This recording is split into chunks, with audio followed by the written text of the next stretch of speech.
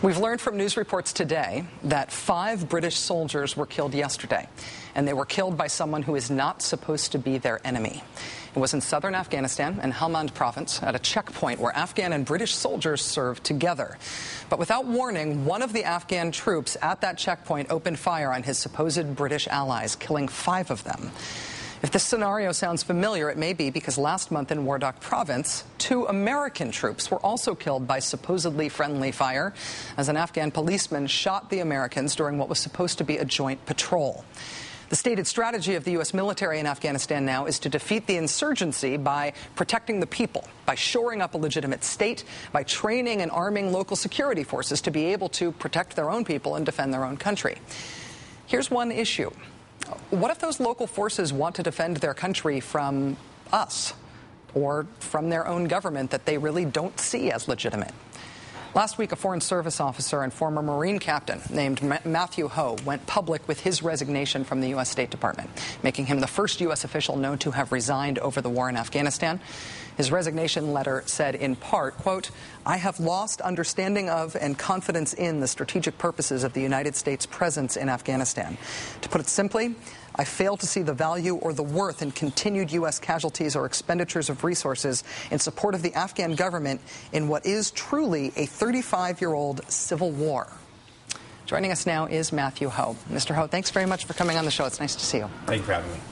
If Afghanistan is in a civil war, who's fighting each other and whose side have we taken? Sure. This is very, very complex. It's difficult to talk about this in a forum such like this because it is very complex, and it took me a long time to figure this out, and it's taken other people a long time to figure out.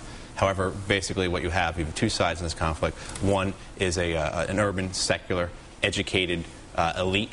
The other is a poor, rural, religious, and traditional.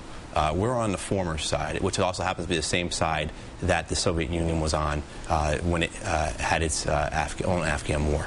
This is a civil war that's been going on for 35 years, and the only way to solve it is through political reconciliation. Is our presence there helping the likelihood of political reconciliation or hindering it? It would help it if we forced the Karzai government to do so. The Karzai government has no interest in reconciliation, but unfortunately, the U.S. policy has been for the last several years not to be involved in any reconciliation process.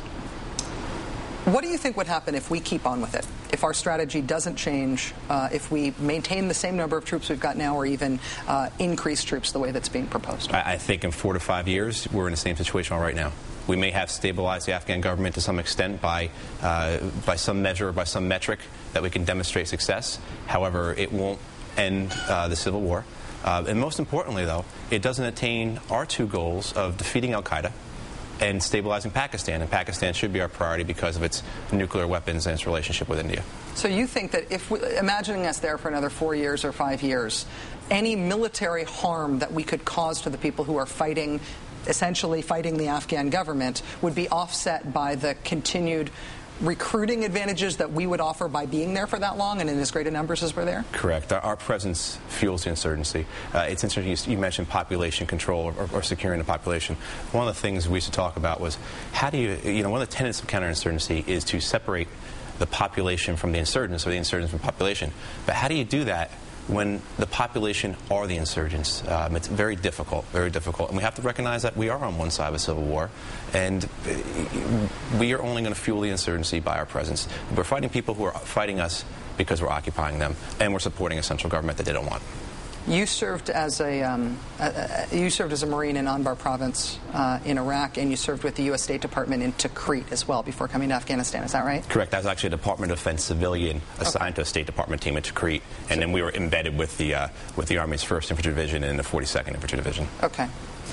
John McCain and others arguing for more troops in Afghanistan are explicitly citing Iraq, what happened in Iraq post-2006, as the reason why we should put more troops in Afghanistan. You have argued that the Iraq experience doesn't apply to Afghanistan. Having seen both, what do you think are the salient characteristics about Afghanistan that make the strategy not apply? Sure. I mean, there are some similarities, but the differences are overwhelming. You have terrain differences, you have population differences, you have cultural differences. One of the key things we did during the surge was to do what we call population control, where we basically literally fenced people in. and then use biometrics and other methods to control the population to make sure we could catch the insurgents as they move from place to place. As well as in Baghdad, of course, we segregated the city so that they couldn't move freely between the different areas.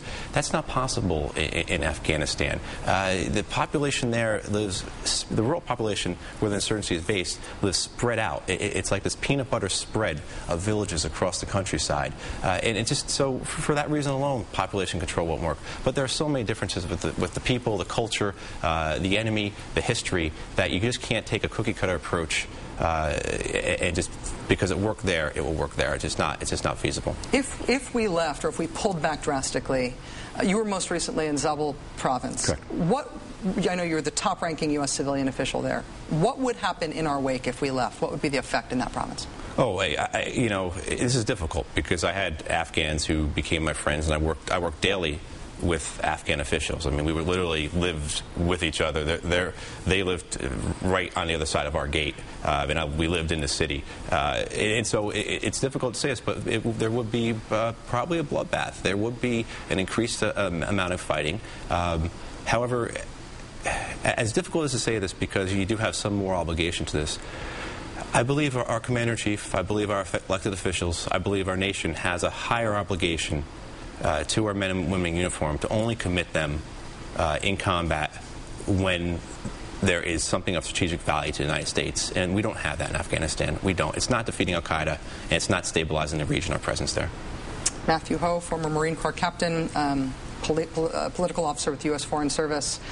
Your resignation has been a real clarion call to a lot of people. Thank you for speaking out. I know this has been a difficult thing for you to do. Thank you. Thank you. It's nice to meet you. Good luck to you. Thank you.